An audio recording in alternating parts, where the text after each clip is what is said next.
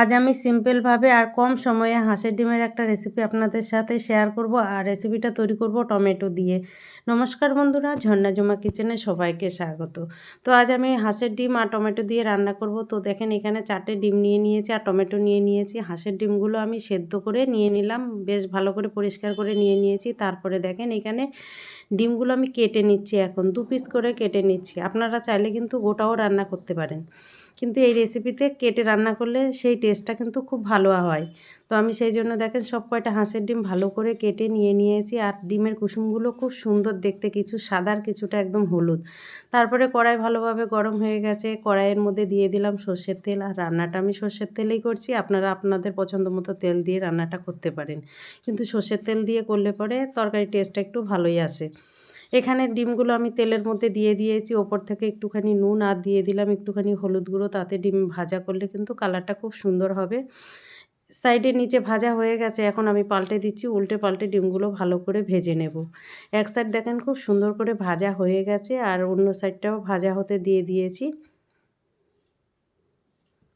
তো এইদিকে ডিম ভাজা হতে থাক, ততক্ষণে আমি ডিমের জন্য একটা মশলা তৈরি করে নেব। আর আমি কিন্তু আজকে মশলাগুলো বাটবো না, না বেটেই কিন্তু আমি রান্না করব। আপনারা চাইলে কিন্তু গ্রেটার থাকলে গ্রেটার দিয়ে মশলাগুলো গ্রেট করে নিতে পারেন। তারপরে এখানে আমি চপার নিয়ে নিয়েছি, চপারের মধ্যে কাঁচা লঙ্কা, আদা, রসুন, পেঁয়াজ সব দিয়ে দিলাম।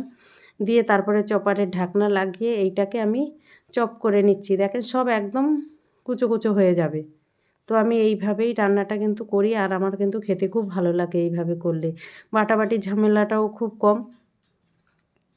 যাদের বাটতে ইচ্ছা করবে না, কিন্তু আপনারা এইভাবে করে রান্নাটা করতে পারেন।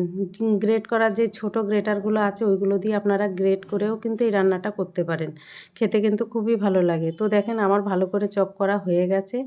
এখন আমি নিয়ে নিচ্ছি টমেটোগুলো এইভাবে চপ করে নেব। আপনারা চাইলে কিন্তু টমেটো পিউরি করেও করতে পারেন, কিন্তু টমেটো পিউরি ছাড়াও এইভাবে করে চপ করে বা কুচিয়ে কুচিয়ে কেটে রান্না করলে কিন্তু স্বাদটা খুব ভালো আসে।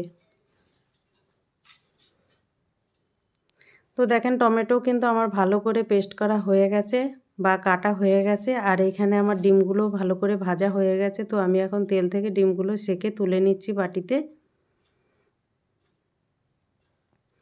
সামান্য একটু তেল দিয়ে দিলাম, কেন ভাজতে তেল আমি কমই দিয়েছিলাম। ফোড়নে আমি দিয়ে দিলাম 2টো তেজপাতা, আর যে মশলাটা আমি গ্রেট করে বা চপ করে নিয়েছি সেইটা আমি দিয়ে দিলাম। দিয়ে একটু বেশ ভালো করে ভেজে নেব, হালকা ব্রাউন করে ভেজে নেব, যাতে কাঁচা গন্ধটা চলে যায়, ততক্ষণ কিন্তু ভাজতে হবে। এখানে একটা ছোট বাটি নিয়েছি, আর বাটির মধ্যে দিয়ে দিলাম হলুদ গুঁড়ো, লঙ্কা গুঁড়ো, ধনে গুঁড়ো, জিরে গুঁড়ো দিয়ে দিয়েছি। এখন জল দিয়ে এইটাকে গুলে নেব। এই মশলাটা যদি আমি ডাইরেক্ট দিতাম তেলের মধ্যে তাহলে কিন্তু একটু পুড়ে যেত, তাহলে সবজির কালারটাও চেঞ্জ হয়ে যেত। তো আমি একটু জলে গুলে দিচ্ছি, আপনারাও কিন্তু এইভাবে দিতে চেষ্টা করবেন, তাহলে দেখবেন তরকারির কালারটা খুব সুন্দর হয়। তারপরে দেখেন মশলা ভালো করে নেড়ে চেড়ে আমি ভালো করে কষিয়ে নিচ্ছি। মশলা বেশ ভালো করে কষানো হয়ে গেছে, তারপরে আমি ওপর থেকে দিয়ে দিলাম টমেটো কুচি।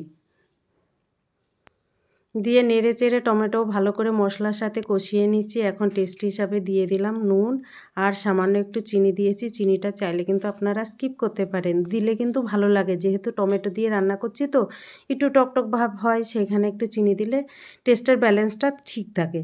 তারপরে এখানে দেখেন মশলা ভালো করে কষানো হয়ে গেছে, আর মশলার কালারটাও খুব সুন্দর হয়েছে।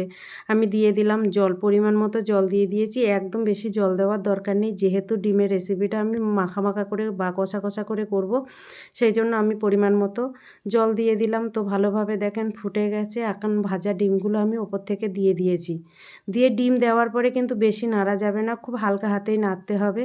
তো দেখেন ভালোভাবে হয়েও গেছে, আর এখন আমি দিয়ে দিলাম ওপর থেকে গরম মশলা গুঁড়ো, আর দিয়ে দিলাম ধনেপাতা কুচি। তো আরেকটু নেড়ে চেড়ে দিচ্ছি। তো ডিমের রেসিপিটা কিন্তু আমার তৈরি হয়ে গেছে, এখন আমি প্লেটে নিয়ে নেব।